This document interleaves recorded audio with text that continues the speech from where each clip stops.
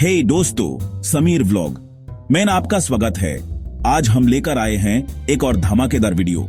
दोस्तों, आज हम बात करने वाले हैं एक ऐसे टॉपिक के बारे में जो बहुत सारे लोगों के मन में आता है, खासकर उनके जो यूरोप जाने का सपना देखते हैं। अगर आपको ट्रैवल, लाइफस्टाइल और डेली व्लॉग्स पसंद हैं, तो ये चैनल आपके लिए ही है।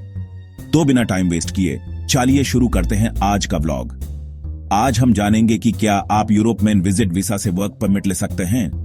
क्या यह पॉसिबल है? क्या इसके लिए कोई रूल्स एंड रेगुलेशंस हैं? और हां, अगर आप नए हैं तो चैनल को सब्सक्राइब करना मत भूलना और बेल आइकॉन को दबा देना ताकि आपको मिले सबसे पहले हमारी पूरी नई वीडियो की अपडेट। तो चलिए शुरू करते हैं। दोस्तों, जनरली यूरोप के मेजर कंट्रीज में अगर आपके पास शॉर्ट टर्म विजिट वीजा है तो आप डायरेक्टली उसको वर्क परमिट में कन्वर्ट नहीं कर सकते। अब आप सोच रहे होंगे क्यों? देखिए, विजिट वीजा का main purpose tourism, family visit या बिजनेस मीटिंग्स होता है।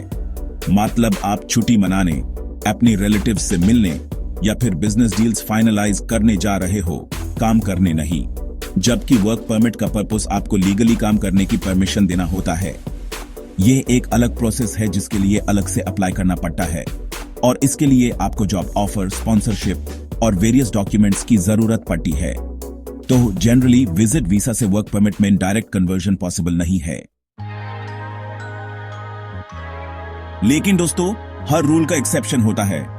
यूरोप में भी कुछ एक्सेप्शंस और स्पेसिफिक केसेस हैं जहां आप विजिट वीजा से वर्क परमिट तक का सफर तय कर सकते हैं। पहला केस है जॉब ऑफर का।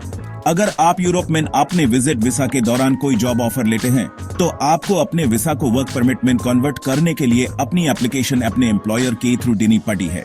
यह प्रोसेस कंट्री स्पेसिफिक होता है और आपको अपने विजिट वीजा के पीरियड में वर्क परमिट के लिए अप्लाई करने का ऑप्शन हो सकता है। लेकिन आपको अपना विजिट वीजा एक्सटेंड करवाना पड़ सकता है या अपने कंट्री वापस जाना पड़ सकता है और वहां से वर्क परमिट के लिए अप्लाई करना पड़ सकता है। दूसरा केस है EU ब्लू कार्ड का। अगर आप हाईली स्किल्ड प्रोफेशनल हैं और आपको यूरोपियन यूनियन EU कंट्री में वर्क परमिट की जरूरत है तो आप EU ब्लू कार्ड के लिए अप्लाई कर सकते हैं। यह प्रोग्राम अनप्रोफेशनल्स के लिए होता है जो सर्टेन क्वालिफिकेशंस और जॉब एक्सपीरियंस रखते हैं।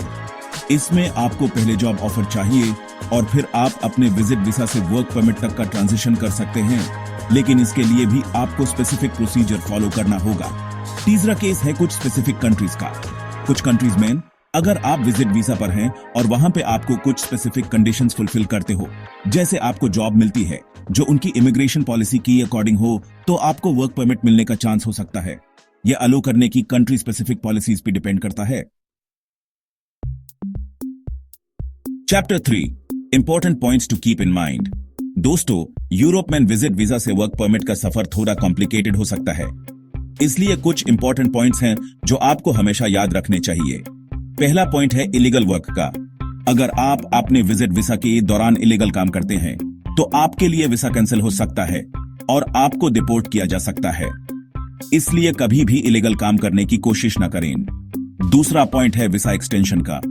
यूरोप में विजिट वीजा जनरली 90 डेज तक वैलिड होता है और अगर आपको वर्क परमिट के लिए अप्लाई करना है तो आपको अपने स्टे को एक्सटेंड करने का प्रोसेस फॉलो करना होगा। इसके लिए आपको लोकल इमिग्रेशन अथॉरिटीज से कांटेक्ट करना होगा। Chapter 4, process for converting visit visa to work permit, country specific. दोस्तों, विजिट वीजा को वर्क परमिट में कन्वर्ट करने का प्रोसेस कंट्री स्पेसिफिक होता है। हर कंट्री के अपने रूल्स एंड रेगुलेशंस होते हैं, लेकिन जनरली आपको अपने एम्प्लॉयर के थ्रू वर्क परमिट के लिए एप्लीकेशन देनी होती है। यह एम्प्लॉयर को आपके लिए स्पॉन्सरशिप प्रोवाइड करना होता है। आपको अपने विजिट वीजा के एंड होने से पहले वर्क परमिट एप्लीकेशन सबमिट करनी होती है। कुछ केसेस में आपको अपने होम कंट्री वापस जाना पड़ता है और वहां से वर्क परमिट के लिए अप्लाई करना पड़ता है। इसलिए आप जिस भी कंट्री में जाना चाहते हैं उनके स्पेसिफिक रूल्स एंड रेगुलेशंस को केयरफुली चेक कर लें। उतरो, अलविदा दोस्तों। तो दोस्तों, आज की वीडियो यहीं खत्म होती है। उम्मीद है आप सबको पसंद आई होगी। अगर आपको वीडियो अच्छी लगी तो लाइक करना, शेयर करना और चैनल को सब्सक्राइब करना मत भूलना। और हां, अपनी राय कमेंट्स में जरूर बताइए। आपके फीडबैक से ह्यूमन मोटिवेशन मिलती है और हम और भी बेहतरीन कंटेंट ला सकते हैं। अगले वीडियो में फिर मिलते हैं एक नए टॉपिक के साथ। तब तक के लिए अपना ख्याल रखें, मुस्कुराते रहें और देखते रहें समीर व्लॉग। अल्लाह हाफिज।